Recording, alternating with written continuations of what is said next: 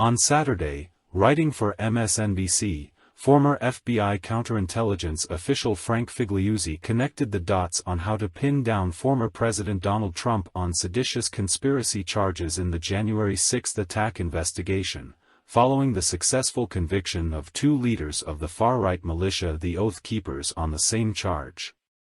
The government's successful prosecution sidelined some strong players, but the captains and coaches we have reason to suspect called the shots on January 6, 2021, former President Donald Trump and his minions, remain on the field, wrote Figliuzzi.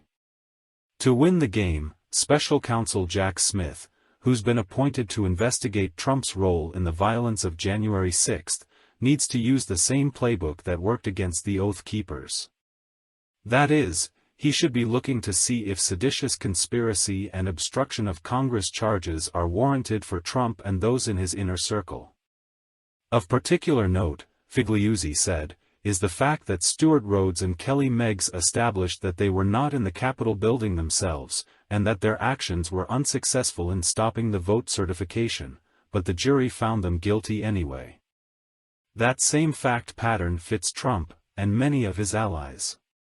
The jury accepting those arguments ought to worry Trump, advisor Roger Stone, former White House Chief of Staff Mark Meadows, former National Security Advisor Michael Flynn and others in that orbit, wrote Figliuzzi. For instance, an FBI agent testified that just minutes after Joe Biden was declared the winner of the 2020 election, Rhodes communicated with Stone via a Friends of Stone encrypted chat group established to coordinate Trump's post-loss tactics. What's the plan? We need to roll ASAP, prosecutors say Rhodes asked Stone. Rhodes attached a proposal to occupy the streets of Washington and to enter the Capitol. The night before the attack on Congress, Stone was on stage in Freedom Plaza telling thousands of Trump supporters, "I will be with you tomorrow, shoulder to shoulder."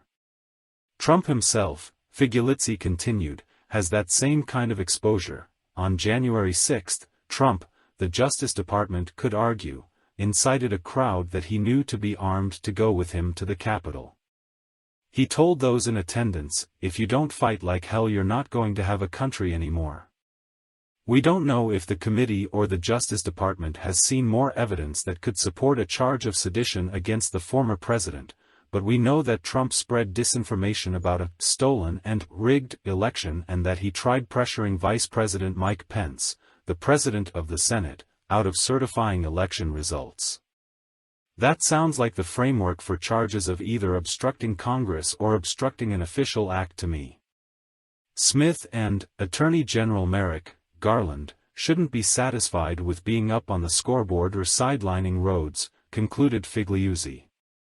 They need to determine if they can get the same person Rhodes was trying to help off the field, too.